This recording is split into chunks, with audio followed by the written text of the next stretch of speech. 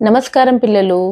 విశేషణము విశేషణం అనగా నామవాచకాల సర్వనామముల యొక్క గుణములను స్వభావాలను తెలియజేసే పదములను విశేషణమని అంటారు. ఉదాహరణకు పొడవు, పొట్టి, మంచి, తెలుపు మొదలైనటువంటి పదాలన్నమాట. ఎగ్జాంపుల్ ఇక్కడ చూడండి పిల్లలు, వాక్యాలు. వేపాకు చేదుగా ఉంటుంది. వేపాకు ఎలా ఉంటుంది పిల్లలు? చేదుగా ఉంటుంది. ఇందులో మనకు విశేషణకు సంబంధించినటువంటి పదం ఏమిటి? చేదు. గులాబీ ఎరుపు రంగులో ఉంది.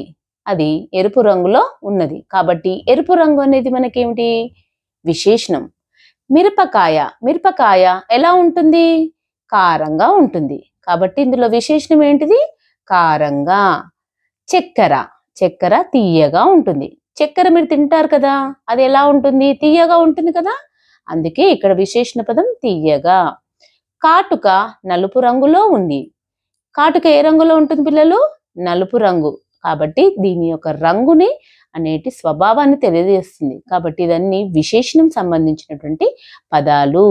అలాగే ఇక్కడ చూడండి, ఈ వాక్యాల్లో మనము విశేషణం సంబంధించినటువంటి పదాలను అండర్లైన్ చేద్దాం. చేదు, ఎరుపు రంగు, కారంగా, తీయగా, నలుపు రంగు. ఓకేనా పిల్లలు? అర్థమైంది కదా?